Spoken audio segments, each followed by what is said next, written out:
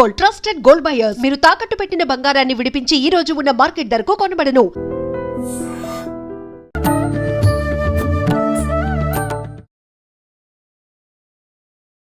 నమస్కారం, welcome to I dream. ధర్మ మార్గం విత్ విజిత కార్యక్రమానికి స్వాగతం. ప్రస్తుతం నా ముందరున్న వ్యక్తికి పెద్దగా పరిచయం అక్కరలేని మనిషి అని చెప్పొచ్చు. నిజంగా ఆయన గురించి చెప్పాలి అని అంటే ఇటు వృత్తిని ఇటు ఆధ్యాత్మికతని అందరికీ అందించడంలో ఎక్కడా కూడా ఏ చిన్న లోటు లేకుండా అన్ని బ్యాలెన్స్ చేసుకొస్తున్న వ్యక్తి ఆయనే. వృత్తిరీత్యా ప్రొఫెసర్గా ఉన్నారు, ఆధ్యాత్మిక ప్రపంచంలో ఒక ఆచార్యులుగా ఉన్నారు. వారే బ్రహ్మశ్రీ డాక్టర్ కాకునూరి సూర్యనారాయణ మూర్తి గారు. ఇప్పుడు గురుగారితో మాట్లాడి మంచి విషయాలు అడిగి తెలుసుకునే ప్రయత్నం చేద్దాం. నమస్కారం గురుగారు. నమస్కారం అమ్మాయి. గురుగారు, తొలి ఏకాదశి మన సనాతన ధర్మంలో ఏకాదశికి చాలా గొప్ప ప్రాధాన్యత ఉందని చెప్తూ ఉంటారు పెద్దవాళ్ళు. నిజంగా ఏంటి ఆ ప్రాధాన్యత? ప్రత్యేకించి ఇప్పుడు మనకు తొలి ఏకాదశి రాబోతోంది, దాని విశిష్టత గురించి కూడా వివరించండి. అనగా రాగ మతిశయించునుండు. సంవత్సరంలో 24 ఏకాదశులు ఉంటాయి. తొలి ఏకాదశి నాడు నేనేం చేస్తే నాకు ప్రయోజనం? తొలి ఏకాదశి నాడు ఉపవాసం ఉంటే నాకేమిటి లాభం? పైగా కొద్దో గొప్ప ఆకలి వేస్తుంది. ఏకాదశి అనగానే ఉపవాసం ఉండండి అని చెప్తూ ఉంటారు. ఆలయ దర్శనం, ఆఫీస్ ఉంటుందిగా, సెలవు ఇవ్వరు. మరి తొలి ఏకాదశి నాడు రాత్రి వేళ కూడా నిద్రపోకూడదు. చాలా కష్టం అండి, ఆఫీస్ ఉంటుంది కదా. మళ్ళీ తొలి ఏకాదశి నాడు చెప్పులు వేసుకోకూడదు. ఆఫీస్కి ఎలా వెళ్ళాలి? బైక్ కిక్ కొట్టాలి అంటే చెప్పు ఉండాలి. తొలి ఏకాదశి నాడు మీరు చెప్పే ఈ నియమాలన్నీ కూడా ఈనాడు జీవన శైలికి సరిపోయేవి కావు.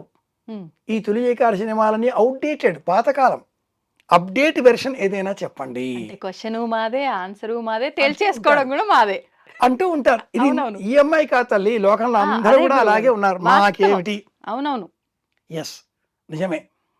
శరీరం అంతా కూడా మట్టి రాచుకొని స్నానం చేస్తే మూర్తికా స్నానం అని ధర్మశాస్త్రం చెబుతుంది. అబ్బే మాకు అక్కర్లేదండి తొక్కల పుస్తకాలు అంటారు. మడ్ బాత్ అంటే మనం కౌలాలంపూర్ వెళ్ళి లేదా మలేషియా వెళ్ళి అలా మనం బురద రాచుకొని స్నానం చేసి వస్తాం. ఉపవాసం ఉంటే క్షేమం, పుస్తకాల్లో ఉంది. ఏకాదశి ఉపవాసం లాభం. ఏమో మీరేమో చెప్తూ ఉంటారు, అలా కాదు. 16 hours గ్యాప్ ఫాస్టింగ్. 16 గంటలు మీరు ఏం తీసుకోకుండా ఉండండి, మీకు ఉదరకోశం పర్ఫెక్ట్ అవుతుంది. 8 ప్యాక్ కావాలా? జిమ్కి వెళ్ళకుండా 6 ప్యాక్ తాత 8 ప్యాక్ తప్పకుండా వస్తుంది. ఉపవాసం ఉండండి, 16 hours పర్ డే. పిప్పళ్ళు పొడి చేసి ఆ పిప్పళ్ళు తిని గోరువెచ్చని నీళ్ళు తాగండి. అలా తాగిన 2 గంటల వరకు ఏం తినకుండా ఉండండి, మీకు 6 ప్యాక్ గ్యారంటీ. ఇలాగ చెబుతూ ఉంటే మహా ఇష్టంగా వింటారు. ఇవన్నీ ఈ తొలి ఏకాదశిలో ఉన్నాయి. పాతకాలం వాళ్ళు కాస్త పాత కబుర్లుగానే చెప్పారు.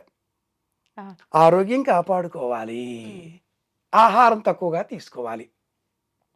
మనిషికి రోగం కలిగించే అవయవం ఈ దేహంలో ఒకే ఒక్కటి. సకల రోగాలు ఆ అవయవం కారణంగానే వస్తున్నాయి. అదేంటి? నోరు. నోరున్నది కదా అని అన్నీ వేస్తూ ఉంటాం. మీయడంలాగా ఏదో పశువు దాణా వేసినట్టు, తోచక వేస్తున్నట్టు. బబుల్ గం తినడంతో ఆరంభం చేసి చిక్కిలీలను మొదలుపెట్టి ప్రపంచంలో ఉండే డ్రై ఫ్రూట్స్ అన్నీ తినేస్తామన్నట్లుగా ఉపవాసం ఉంటే ఒక 24 చపాతీలు, ఒక 3-4 డజన్ల అరటిపళ్ళు, ఒక 20 మామిడి పళ్ళు సరిపోతాయండి పొద్దుటికి అనేవాళ్ళు ఉంటారు. ఇవాళ ఉపవాసం కదా, అన్నం వద్దు, పళ్ళు ఏవో తినమన్నారు గురువుగారు, పెద్ద పెద్ద వాళ్ళు చెప్పారు కాబట్టి నేను ఇవాళ పళ్ళే తింటాను, 2 డజన్ల చక్కెర కేళీలు తీసుకురండి చాలు, ఓ 2 డజన్ల చపాతీలు పూరీలు తినొచ్చని చెప్పారు కదా, సాయంత్రం చేస్తానులే అనేవాళ్ళు ఉంటారు. ప్రమాదకరం. నోరు చేసే తప్పులలో ఒకటి మెయ్యడం. దొరికిందల్లా మేస్తూ ఉంటాం. తొలి ఏకాదశి నాడు ఏమీ తినకూడదు కంప్లీట్గా.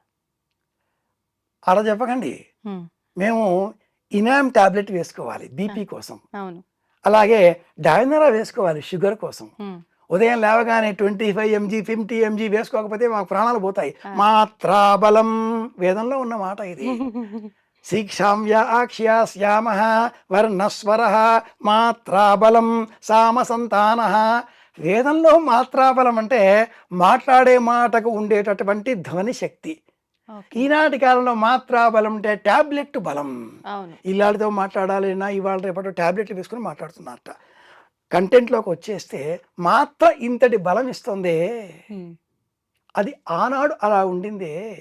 మాత్ర వేసుకోకపోతే మేము పడిపోతామండి. అలాంటప్పుడు ఉడకబెట్టనటువంటి ఓ అరటిపండు, నువ్వులు బెల్లం కలిపిన అంత ముద్ద, అంత కాదు అంత ముద్ద, అరచేతిలో పట్టేంత పెసరపప్పు బియ్యం వేసి గంజి వార్చకుండా అలా ఉడకబెట్టిన పదార్థం కాసింత, జొన్నలు వేయించి వాటిని మిక్సీలో వేసి పౌడర్గా చేసి ఉడకబెట్టి ఆ కాసింత, ఇది తిని ఉపవాసం చేయవచ్చు, తప్పేం లేదు. శరీరం ఉండాలి. శరీరమాద్యం ఖలు ధర్మ సాధనం. తొలి ఏకాదశి నాడు పూర్వకాలంలో వాళ్ళు యజ్ఞం చేసేవాళ్ళు. శాకమేధము అనే ఓ యజ్ఞం చేసేవాళ్ళు. చైత్రం వైశాఖం జ్యేష్టం ఈ కాలాలలో ఎండలు బాగా కాసినందువల్ల భూమి బాగా మండిపోతుంది. అలా మండినందువల్ల హఠాత్తుగా వర్షం కురిస్తే పెరిగేటటువంటి ఆకుకూరలు, చెట్లు, చేవలు ప్రమాదకరం, విషతుల్యం కనుక మనం తినొద్దు. చాతుర్మాస్య వ్రత దీక్షలన్న పేరిట ఉపవాస వ్రతాలు ప్రారంభం చేస్తూ పీఠాధిపతులంతా కూడా ఒక చోట కూర్చొని ప్రవచనాలు చేస్తే మనం అంతా పోయి వినాలి. ఒక పూట అంత ఎంతో కొంత తినాలి, ఉపవాసాలు చెయ్యాలి. ఆషాఢ మాసం అమ్మాయిని అత్తవారిని పంపించేసేయాలి. తొలి ఏకాదశి దేనికి లేకపోయినా ఈ ఏకాదశి ఉపవాసం పాటించాలి. గుడికి వెళ్ళాలి. శరీరమే గుడి.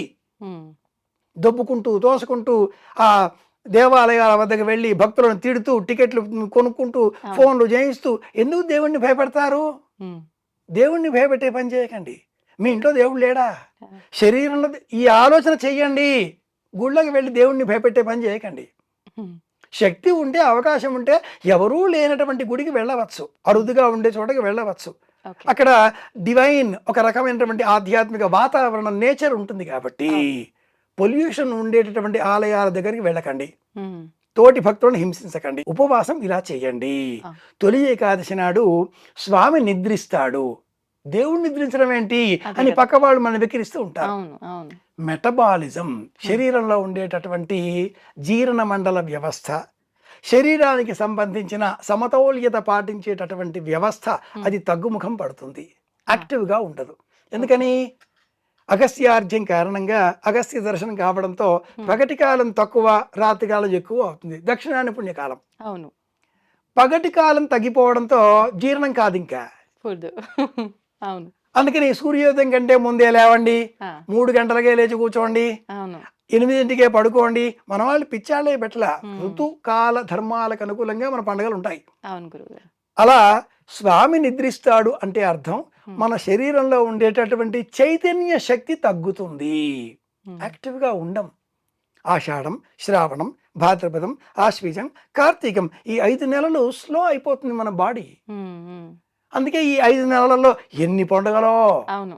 ఆషాఢం ఈ రకంగా ఉపవాసాలు, జాతరలో, శ్రావణం సరే సరి, భాద్రపదం గణపతి, ఆశ్వీజం దసరా, కార్తీక దీపాలు, ఉపవాసాలు అందుకే పెట్టారు. ఇది తొలి ఏకాదశి ఆరంభం, ఇనిషియేషన్ అంటాం, ప్రారంభం. ఆకుకూరలు మానేయండి, శ్రావణంలో పాలు తీసుకోకండి, భాద్రపదలో పెరుగు మానేయండి, అలాగే ఆశ్వీజ కార్తీకాలలో పప్పు ధాన్యాలు తినకండి, జీర్ణం కాదు. మరి వేరేవి తినండి. మజ్జిగ, పెరుగు వద్దండి, మజ్జిగ తీసుకోండి. ఇలాంటి నియమాలతో ఉన్నవే మన పండుగలన్నీ. ఇది మర్చిపోయి మనం షార్ట్ కట్ మెథడ్ కావాలి కదా అంటూ సూక్ష్మంగా ఆలోచిస్తే భయపెట్టవద్దు. ఈనాటి కాలంలో అనేకులు ఈ మాధ్యమం ద్వారా మాట్లాడేటటువంటి బహురూప టీవీ వేష పండితులు భయపెడుతున్నారు. జనాలని భయపెట్టవద్దు, జ్ఞానం ఇచ్చే ప్రయత్నం చేయండి, వైజ్ఞానికంగా ఆలోచించండి. స్వామి నిద్రపోడు, చైతన్యం తగ్గుతుంది. ఒక్కసారి మళ్ళీ పగటి కాలం పెరగగానే కార్తీక మాసం తరువాత మారిశరం, పుష్యం, మాఘం ఇక మళ్ళీ మన శరీరం యాక్టివేషన్ తీసుకుంటుంది. సంక్రాంతి రాగానే మాఘమాసాలు, పెళ్ళిళ్ళు, పగలు పెరిగిపోతుంది కాలం. ఇది తొలి ఏకాదశి, విష్ణు శయన ఏకాదశి అని పేరు. నాకేమిటి, భార్యాభర్తల మధ్య అన్యోన్యత పెరగాలి అనే ఆలోచన కలవారు ఈ అశూన్య శయన వ్రతం అనే పేరిట తొలి ఏకాదశి నుంచి వచ్చేటటువంటి ప్రతి నెలలో కూడా విధియ తిథి నాడు గసగసాలు, కొబ్బరికోరు, బెల్లం, పంచదార వీటితో ఉండలు చేసి విష్ణువుకు నివేదనగా సమర్పించి భార్యాభర్తలు స్వీకరించాలి. పెళ్ళైన వాళ్ళు తీసుకోవాలి ప్రసాదం. పెళ్ళైన వాళ్ళకే పరిమితమైన దైవ ప్రసాదం ఇది.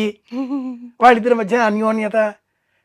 అలాగే ఏకాదశి అనగానే ఇతర 23 ఏకాదశులలో ఉన్నట్లుగా శరీరాన్ని శుష్కింపజేసి, దుఃఖపెట్టి, కృషింపజేసి, స్వామి నీవే దయా అంటూ ఏడవకుండా శక్తి ఉంటే ఉండండి.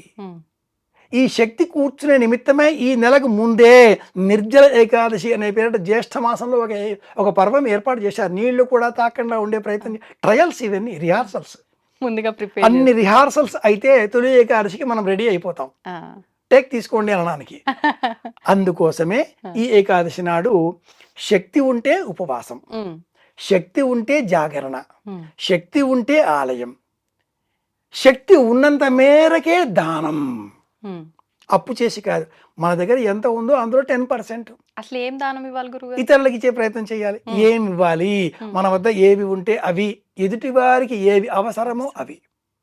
ఈ ఆషాఢ మాసంలో అందరికీ అవసరం అయ్యేవి పడుకునే నిమిత్తం వినియోగించేటటువంటి చాపలు, దిండు, కప్పుకునే రజ్జాయిలు, రగ్గులు, ధావళి, కంబళి.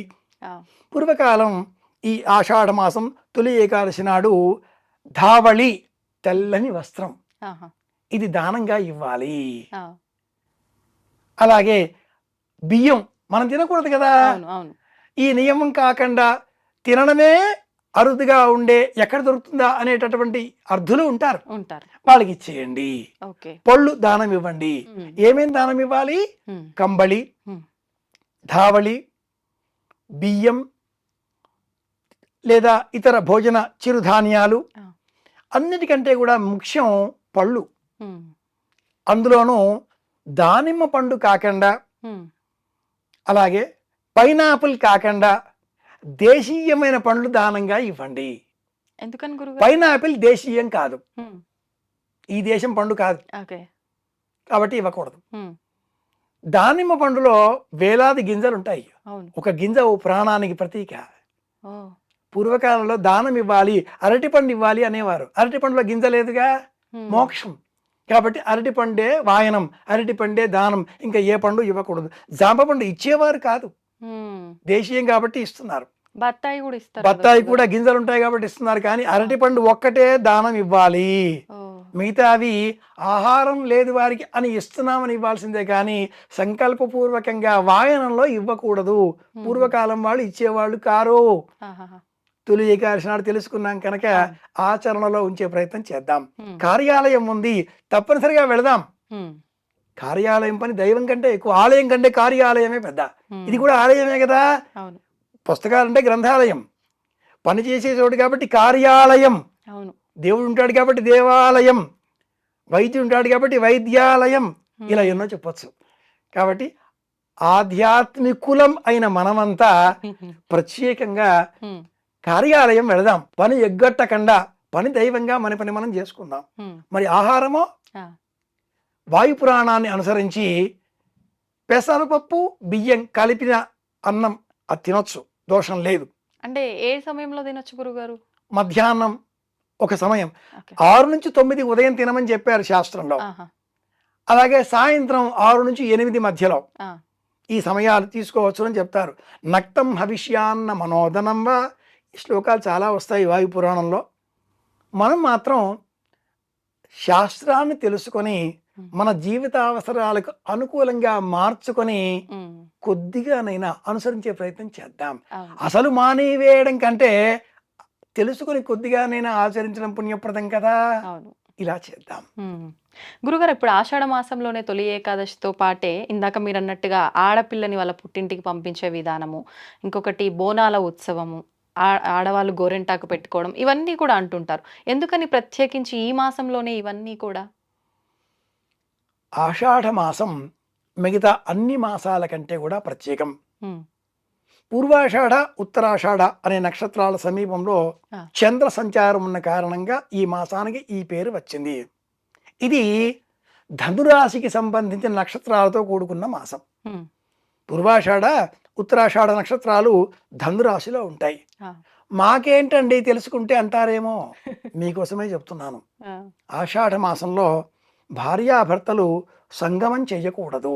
ఉమ్, నూతనంగా వివాహమైన వధువుని మాత్రమే మనం వేరుగా ఉంచేస్తున్నాం, కానీ అవును. శాస్త్రం తెలిసిన ప్రాచీనులు ఎవరు భార్యాభర్తలు ఒకచోట ఉన్నా కూడా సాంసారిక జీవితాన్ని గడిపేటటువంటి వారు కాదు. ఎందుకని? ఉమ్, ఈ పూర్వాషాఢ ఉత్తరాషాఢ నక్షత్రాల సంబంధంగా ఉండే వ్యవహారం అంతా ధనురాశి. ధనురాశిలో ఉండేటటువంటి మూలా నక్షత్ర స్వరూపం మన్మథుడు. ఆ మన్మథుడిని ఈ మూలా నక్షత్రంతో కూడుకున్న ధనురాశికి 180 డిగ్రీలలో ఉండేటటువంటి మిథునం ఆర్ద్ర నక్షత్రంలో ఉండే శివుడు ఆధిపత్యం. ఆ, శివుడు మన్మథ దహనం చేసినవాడు, అవును. మన్మథుడు లేకుండా చేశాడు. మన్మథుడు ఉంటేనే కదా భార్యాభర్తలు, గృహస్థ జీవితం, సాంసారిక జీవితం, పిల్లలు, వంశం అభివృద్ధి అంతా కూడా. ఉమ్, ఇది సక్రమంగా ఉండాలి, ఈ మాసం దూరంగా ఉండాలి, ఓ, అప్పుడు శివానుగ్రహం కలుగుతుంది. ఆ తర్వాత సింహవాహిని అయిన కన్యాస్వరూపంతో ఉండేటటువంటి పార్వతీదేవిని వివాహం చేసుకుంటాడు పరమేశ్వరుడు. వేలాది కిరణాలుగా కిరణకాంతులు వెలువడతాయి, ప్రపంచం వృద్ధిలోకి వస్తుంది. ఉమ్, కనుక పూర్వకాలంలో ఆషాఢం అమ్మవారిని సంకల్పం చేసుకోవడం కోసం బోనాల జాతరలు, ఉమ్, అమ్మవారి రూపానికి ప్రతీకగా ఉండే ఇంటిలో ఉండే కన్యకామణిని ఇంటికి రప్పించి, ఉమ్, మా ఇంటి ఆడపడుచు మా ఇంట్లో ఉంటుంది అంటూ ఆ అమ్మాయికి బహుమానాలు, అలంకరణలు అన్ని ఇవ్వడం, అమ్మాయికి బోనం అంటే భోజనం పెట్టడమే, అది సాత్విక భోజనం పెట్టడమే, ఇలాంటివన్నీ కూడా ఈ మాసానికి నియమంగా చేస్తూ ఆ, కొత్తగా వచ్చిన అమ్మాయి, కోడలు, అవును. అలాగే కూతురు, కూతురు. మహిళలు ఎవరైనా కూడా ఉమ్, నీటిలో ఎక్కువగా వ్యవహారం చేస్తూ ఉంటారు. బట్టలు ఉతకడమో మరింకేదో. అవును. వేళ్ళకి సంబంధించిన ఆ కాళ్ళకి సంబంధించిన ఆ చివరలు తడితో ఎక్కువగా ఉంటాయి, వ్యాధులు వస్తాయి. కాబట్టి గోరింటాకులో హెనాటనిస్ అనే ఒక యాసిడ్ ఉంది. ఉమ్, ఉమ్, ఈ హెనాటనిస్ అనే యాసిడ్ కారణంగా ఈ గోళ్ళలో పెరిగేటటువంటి బ్యాక్టీరియా చచ్చిపోతుంది. ఓ, అందుకని ఆషాఢ మాసంలో గోరింట తప్పనిసరి. ఉమ్, మా వారు అక్కడ ఉన్నారుగా, నేను పుట్టింటికి వచ్చా కదా అనేటటువంటి ఆ అమ్మాయి భర్తను తలుచుకుంటూ గోరింట పెట్టుకుంది. మరునాడు గోరింట కడిగేసింది. బామ్మగారు చూచి గోరింట పూచింది కొమ్మ లేకుండా అని పాట పాడుతూ, ఎర్రగా పూచిందా, నీ భర్త చాలా మంచివాడే, కాస్త పలచగా పూచిందా, నీ బుద్ధి ఏదో వెరితెరలు వేస్తుంది, ఏమిటి సంగతి, ఇలా చెప్పేటటువంటి బామ్మలు. ఓ, గోరింట పూచే వర్ణం మీద కూడా అవును. జ్యోతిషం చెప్పేటటువంటి శాస్త్రం, సంప్రదాయం, ఆధ్యాత్మికత మనది. అవును. ఆషాఢ మాసం, అందుకే గోరింట, అందుకే బోనాలు, అందుకే అమ్మవారు, అందుకే సతీపతుల వియోగం. ఇది ధనుస్సు మిథున రాశికి సంబంధించింది. మరి మాకేమిటి అంటారా? ఈ మాసంలో గృహస్థ ధర్మానికి దూరంగా ఉంటూ అమ్మవారిని అర్చించినట్లయితే అమ్మ అనుగ్రహంతో ఆరోగ్యం చేకూరుతుంది. ఉమ్, ఎక్కడ ఆరోగ్యం ఉంటుందో అక్కడ ఐశ్వర్యం వస్తుంది. అవును. ఎక్కడ ఐశ్వర్యం ఉంటుందో అక్కడ ఆనందం ఆటోమేటిక్గా వస్తుంది. ఉమ్, ఆరోగ్యం, ఐశ్వర్యం, ఆనందం, ఈ 3 మెట్లు మనకు లభిస్తాయి. ఉమ్.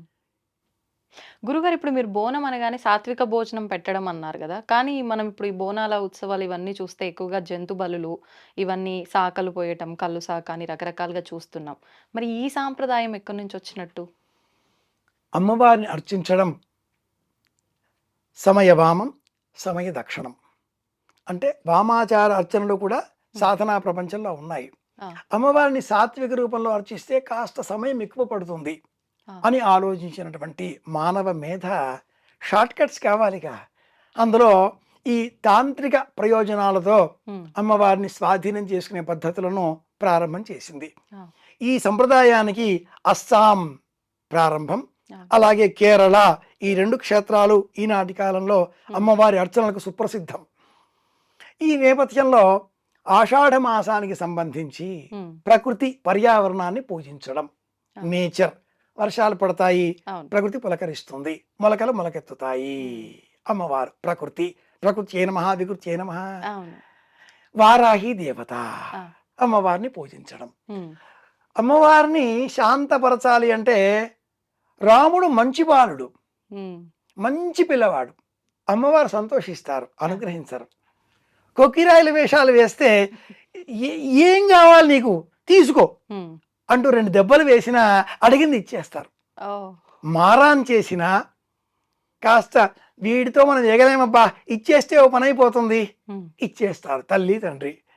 అలాంటి పద్ధతులలో వచ్చినవే ఉమ్, ఈ వారాహి లేక ఇతర తంత్ర సాధనాలు, శారదా తంత్రం, ఇవన్నీ 62 తంత్ర గ్రంథాలు. ఆహాహా. ఆ గ్రంథాలలో ఉన్న ప్రకారంగా ఆషాఢ మాసంలో అమ్మవారిని ఉపాసన చేస్తారు ఉపాసకులు. ఉపాసకులు. ఉభయ గోదావరి జిల్లాలలో, రాజమండ్రి తదితర ప్రాంతాల్లో, కాకినాడలో బాగా వ్యాపకంగా ఉండే వారాహి ఈనాటి కాలంలో ఇంటింటా వచ్చి చేరింది. అవునండి. కొత్తొక వింత పాతొక రోత. కాశీలో కూడా చూద్దామనే ప్రయత్నాలు పెరిగాయి. అవును.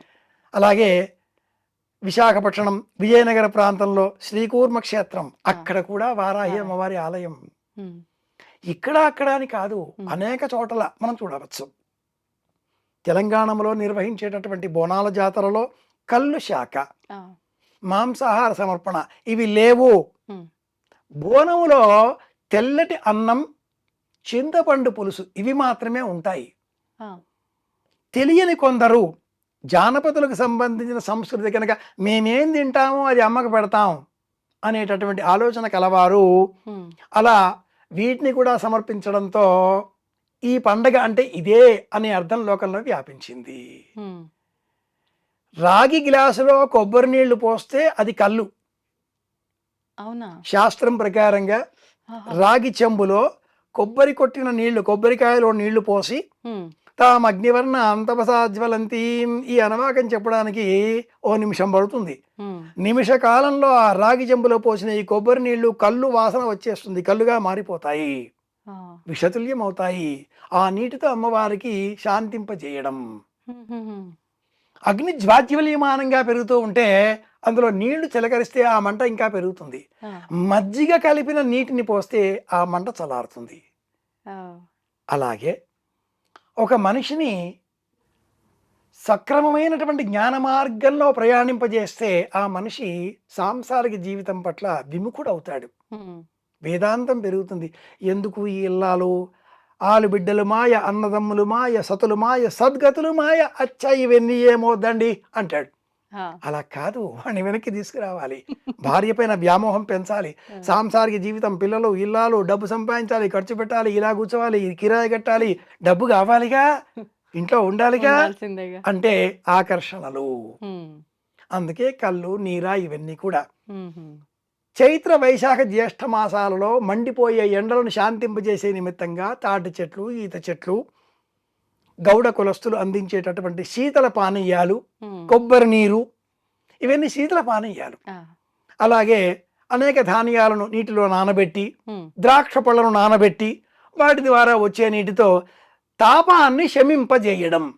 ఓకే. ఇందులో రసాయనాలు లేవు, అవును. కృత్రిమత్వం లేదు, ఉమ్, ఈనాటి కాలంలో వినియోగించేటటువంటి వివిధ పదార్థాలు లేవు, లేవు. నిషా లేదు, మత్తు పదార్థం లేదు. ఉమ్, ఇవన్నీ ఈనాటి వాళ్ళు ఉమ్, మేం తింటాం కదా అమ్మవారి పేరు చెప్పి అనే క్రమంలో పోతున్నారు. ఇది తప్పు, ఇది దూష్యం, ఉమ్, ఇలా చేయకూడదు. తెలిసిన తర్వాత నన్ను చేయడం మానాలి. అంతే కదా. కానీ ఉమ్, మనిషి మనసు ఎలాంటిది అంటే అటువైపు పోకూడదు, అటువైపే పోతుంది. ఇవి చూడకూడదు, అవి చూసేవారి సంఖ్య ఎక్కువ.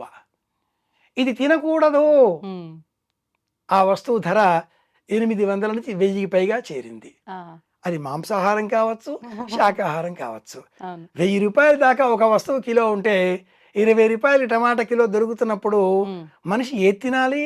ఉమ్, 1000 చౌకగా రూపాయల ఉంది. వస్తువా టమాటానా? నాలికకు లొంగిపోయి ఆ, అటువైపే మరలుతున్నాడు, దొరుకుతుంది అంటూ వాదిస్తున్నాడు. ఉమ్, వాదించడం పెరిగిన కారణం చేత వచ్చినవే ఈ తామసిక సమర్పణలు కానీ ఆ, శాస్త్రం ప్రకారంగా లేవు. ఓకే. శక్తి క్షేత్రాలలో వీటిని సమర్పించే విధానాలు వేరు. ఉమ్, ఏ ఆలయానికి ఆలయం, ఆలయ ఆగమ ధర్మ నియమావళి ఒకటి ఏర్పడి ఉంటుంది కనుక వాటినే పాటిస్తుంది, అవే పాటించాలి. ఓకే. గురుగారు, ఇప్పుడు అంటే విన్నాను ఒకసారి ఎవరో చెప్తుంటే కొన్ని కొన్ని క్షేత్రాల్లో కూడా ఇంతకు ముందర ఈ బలి సాంప్రదాయం ఇదంతా ఉండేది అని చెప్పి, అంటే ఇది కూడా అక్కడ ప్రాంతాల్లో వాళ్ళు మాకు నచ్చినట్టుగా దేవుడికి నివేదన చేస్తానే భావనతో చేస్తుందేనా, లేదంటే ఎలా అంటారు? ఒక 1000 ఏళ్ల కింద ఆలయాలు లేవు. ఉమ్, చాళుక్యులు, పల్లవులు, చోళులు వచ్చే వరకు ఆలయాలు ఇంత నిర్మాణాలు లేవు. ఆ, ఆలయాలలో కూడా గ్రామీణులు, పల్లీలు, కన్నప్పలు ఆ, వారి తోచిన వ్యవహారాలు చేసేవారు. ఆ, రాజకుమారి కన్నప్ప చూశాం, ఆ, కృష్ణంరాజును చూశాం, ఈనాడు తిమ్మన్నని చూస్తున్నాం. ఆ, ఎవరితో వాళ్ళదే. ఏది ఉత్తమం మన మనసు చెబుతుంది. పుక్కిట నీళ్లు పట్టుకొని ఆ, చేతిలో కరుకు కొమ్మలు పట్టుకొని మాంసపు ముక్కలు కాల్చినవి ఉమ్, అయ్యా శివయ్య తిను అంటూ అందించేటటువంటి భక్తుడు రాజకుమార్ కాలంలో. ఉమ్, నోట పుడిసెల నిండా నీరు, చేతులు ఖాళీ లేవు కనుక అలా, అంతేగాని పుడిసెల నిండా నీరు పట్టుకొని గబగబా రన్నింగ్ రేస్తో పరిగి వచ్చేటటువంటి నేటి జీవనం ఇది. ఉమ్, మనం మన విషయంలోనికే పరిమితం అవుతే అవును. భక్తి కాలాన్ని అనుసరించి ఉంటుంది. ఆ, ఆలయంలో గ్రామీణులు, జానపదులు వాళ్ళు ఏవి తినేవో అవి అర్పించేవారు. క్రమేణా నాగరికత పెరగడంతో ఉమ్, ఇండ్లలో చేసుకొని తీసుకువచ్చి సమర్పించేవారు. ఇంకా పెరగడంతో అక్కడ లభించే పదార్థాలు సమర్పించడం, పళ్ళు, సాత్విక ఆహారం, ఏమి తింటే మనలో ఏ గుణం మారుతుందో తెలిసిన తర్వాత వాటినే తినాలి అని చెప్పడం, అలా సంస్కృతిని మార్చుకోవడం కాలంతో వచ్చిన నియమం. ఆ, వ్యవసాయం చేసే వ్యక్తి, క్షత్రియుడు మాంసాహారమే తినాలి. ఉమ్, బుద్ధిజీవి సాత్విక ఆహారమే తీసుకోవాలి. ఒక వర్గం, ఒక విధానం ఇది. ఓకే. ఒక నియమానికి కట్టుబడి ఉండాలి. ఆ, క్రమేణా ఆలయాలలో ఉండే ఆచారాలు ఎప్పుడూ ఒకే విధంగా ఉండవు. తిరుపతిలో లడ్డు తిరుపతి కాలం నుంచి ఉండేదా? ఉమ్, 80 ఏళ్ల చరిత్ర మాత్రమే, ఓ, అంతకు పూర్వం లేదుగా. అవునా? ఆ, అలా ఆ ఆచారాలన్నీ మారుతూ ఉంటాయి. ఆలయాలను సమర్పించే ఈ సాత్విక మాంస ఆహార నివేదనాదులు ఇవన్నీ కూడా మారుతూ ఉంటాయి. ఉమ్. ఆత్మ సమర్పణ ఇది ప్రధానం. అద్భుతం గురుగారు, నిజంగా చాలా మంచి విషయాలు తెలియజేశారు. సమయం లేదు మనకి, ఇంకా మరొక ఎపిసోడ్లో మంచి విషయాలు మాట్లాడుకుందాం. ధన్యవాదాలు గురుగారు. శ్రీరామ జయం. శుభమస్తు. దీన్ని తవ్వండి, తవ్వుతూనే శివలింగం. పరమాత్మకు జీవా సరే దాన్ని అట్లా కప్పేసేయండి, చూపించదండి. Krishna is there. మూర్తి పూజ కాదు, సాక్షాత్ బ్రజేంద్ర నందన భగవాన్ ఉన్నారు మూర్తిలో. ఏమీ ఆశించకుండా ఆరాధించే వాళ్ళు కూడా ఉన్నారా ప్రభుజీ? నిజమైన భక్తి అంటే మనకు తెలియదు కాబట్టి